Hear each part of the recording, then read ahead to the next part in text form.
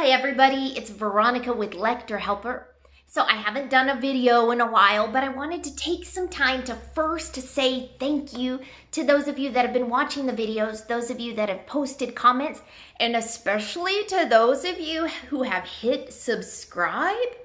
Check it out, I have teenagers, and for like 2 seconds my teenagers thought I was cool because people were actually subscribing. I had subs. So thank you for helping me out with that. But seriously though, hey, in some of your feedback, not one, not two, more than that, several people have asked me to give some feedback on how to make lectors a lot louder at the AMBO. So this is a problem. Did you know this? It's really an issue. And so, bad news first. Friends, it could be you. You could be the one that's not loud enough. For instance, at our church, we have wonderful lectors. I mean, they're just precious and they're good and they work hard and they're gifted. But our pastor one time said that 80% of our lectors were not loud enough. And I'd agree. And so if all these other lector coordinators are reaching out to me saying, how do I make them louder? It's a problem. So let's focus today on projection. The biggest problem, I think, is that too often we rely on the mic.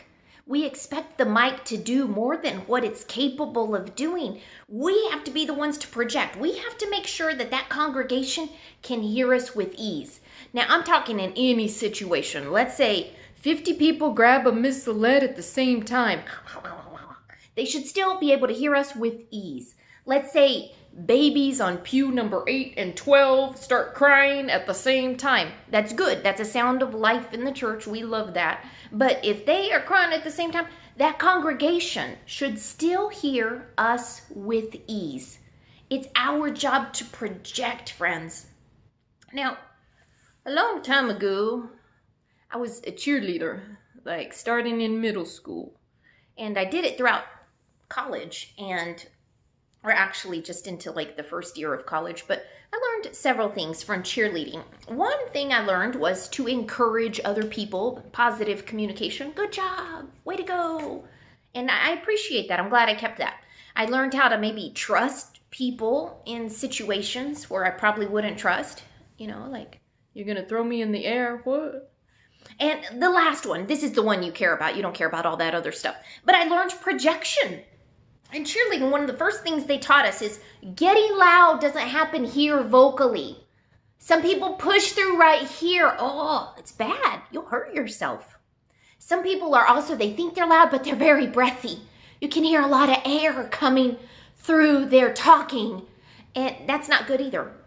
Instead, we want to go lower. Oh, I'm going to stand up a little bit. It's weird, sorry. But we want to push from the diaphragm. We want to engage the abs. That's where projection happens from. We want to push air from down low.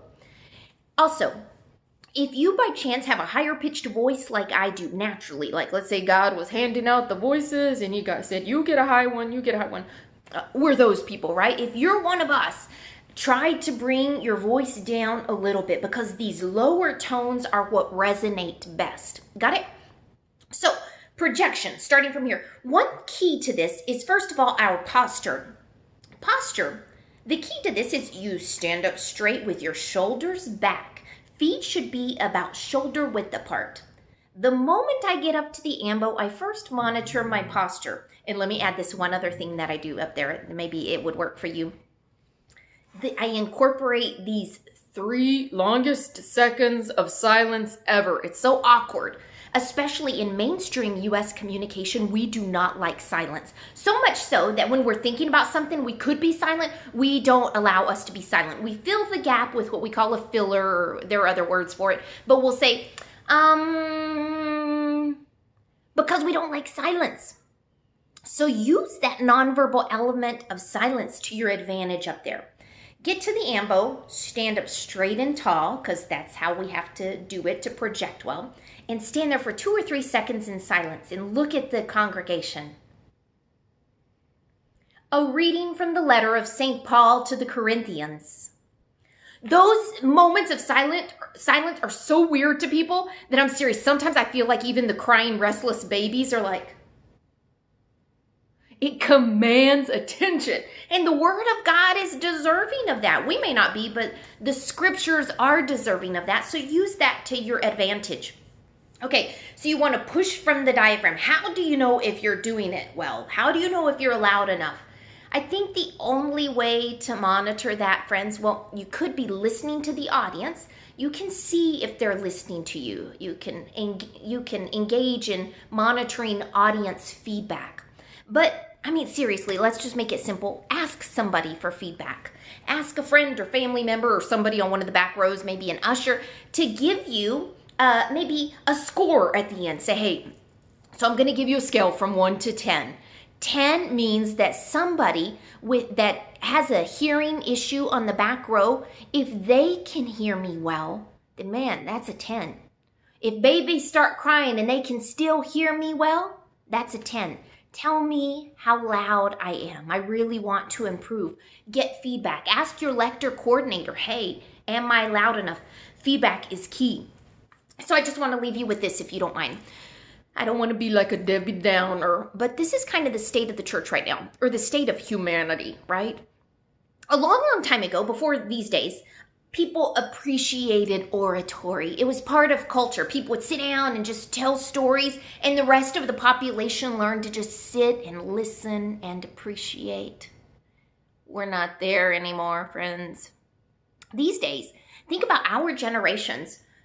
When children are little as a form of entertainment, don't get me wrong, I've been a busy mom, I've done this before, but it's kind of like, hey kid, you want entertainment? Look, I've got these cartoons on this screen, and there are all these, sights and sounds, songs, colors, and so the child is entertained by that, and guess what? If you're not entertained enough, we take this little remote control and we just go click, and we find something that does engage you.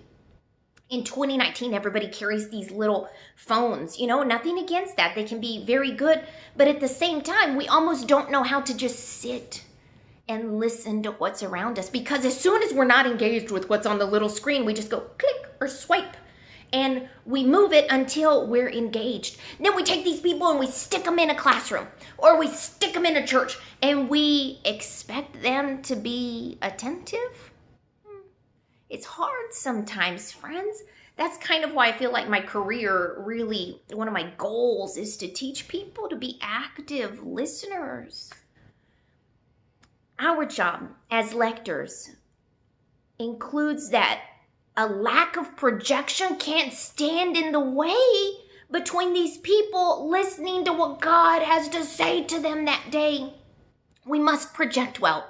So thank you for watching this video and being in this with me as we try to get better and better at this. Thank you for what you do. We couldn't do it without you. Have a blessed week next time. Until next time, see ya.